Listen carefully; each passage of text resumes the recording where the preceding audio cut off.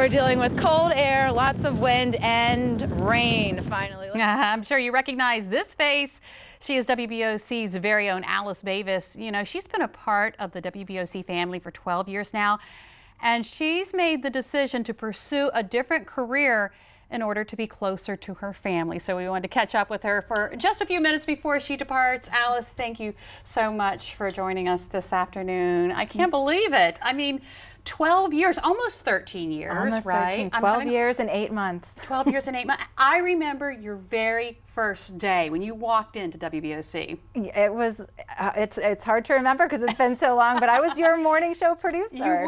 You were. And I remember thinking to myself, you know, you see people come and go in this business, and you kind of keep an eye on people. And I remember thinking, yeah, I'm not going to have her very long because you're going to move on. And what else did you say to me? Oh, I also told her that she would always say, you said that you were going to move on and move on and move on. And I said, yeah, you'll probably just fall in love with someone on Delmarva and have babies, get married and have babies. Didn't I call it? You called it that long ago. And I was just remembering it was when you would take your vacations on Easter holidays and go see your family that I used to get the chance to fill in for you. Yeah. And that was my first opportunity to anchor here. And because I had some producing experience, they for some reason let me do that. And so it was right here in this studio. In this very studio. It was a little morning show set that was right here. Yeah, that's so amazing. Okay, so you were doing that, and then you went on to become a morning reporter, which opened up an opportunity for you to, I guess, do some really interesting things. We had some fun doing the morning show reporting. I think the morning show was a little bit lighter than it wasn't. We had a little bit more fun doing some of our live shots, and I got to do some silly things. Yeah. You know, bike week.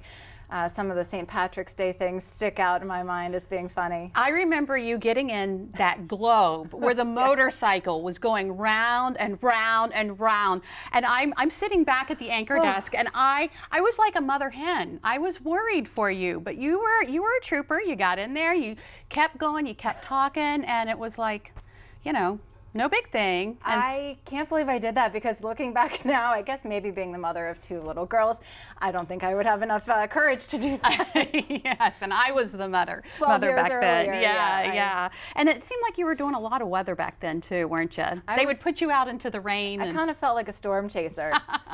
We spent a lot of time chasing fog. We did fog delays, and you know, there was the snow, and we'd go out and we'd expect a big snowstorm, and then it wouldn't actually snow, and so I'd be trying to come up with something to say about the little pellets of ice that were forming on the sidewalk, and trying to fill a minute and a half talking about that. We've all been there, Alice. Okay, so then you moved on to becoming an evening anchor, and of course, in that time, you saw a lot of news, reported on a lot of news on Delmarva.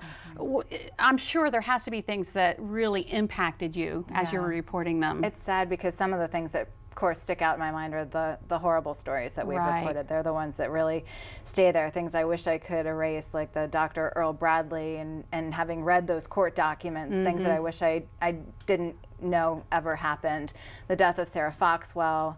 I was live in Georgetown when Chad Spicer was murdered, and that I still have a ribbon with his face on it on my desk, and I think I'll even keep it, you know, because it's something that really I remember. Yeah, it changed your life. Yeah, exactly. Okay, so you're welcomed into people's living rooms every night and have been for many, many years.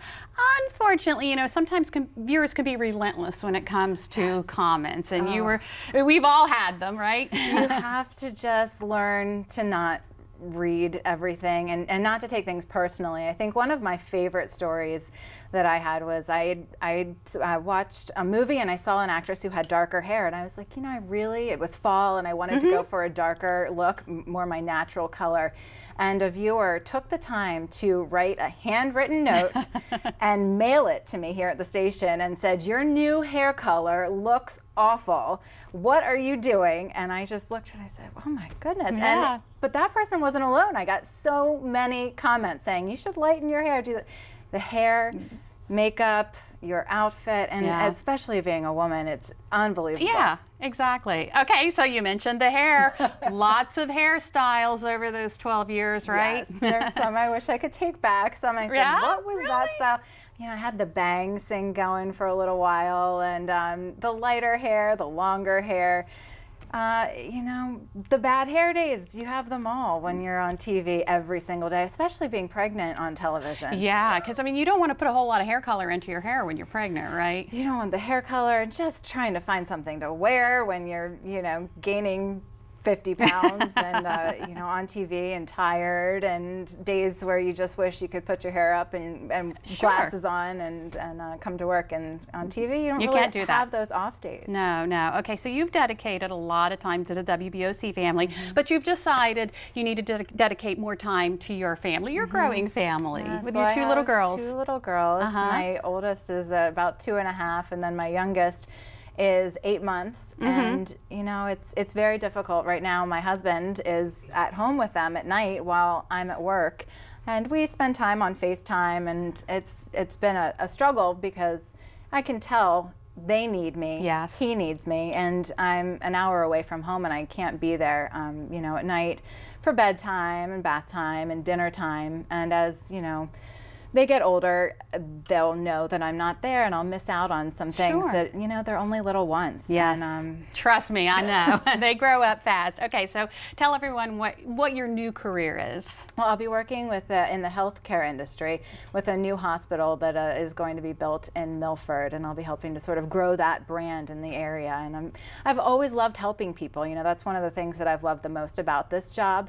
You know, we talked about the negative stories and the things that stand out in my mind, but the things that I look back on fondly are times when I'm able to help someone, whether it's just telling them that there's an evacuation because of a hurricane, or the latest health story, or recalls, things that can make someone's life better. And I hope that I'm able to transition into doing something similar to that in my new job. Well, you know, we're making this sound like it's a goodbye. It's just a see you later. But is there something that you would just like to let all of your viewers know?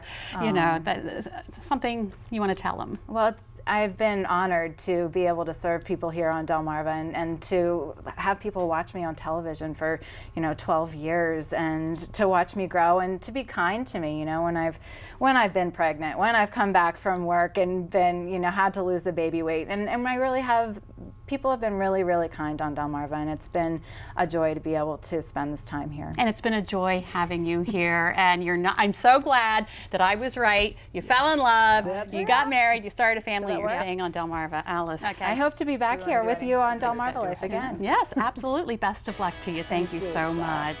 And coming up next, we're in the Delmarva Life kitchen learning to make lobster salad. You don't want to miss this. Delmarva Life, we'll be right back.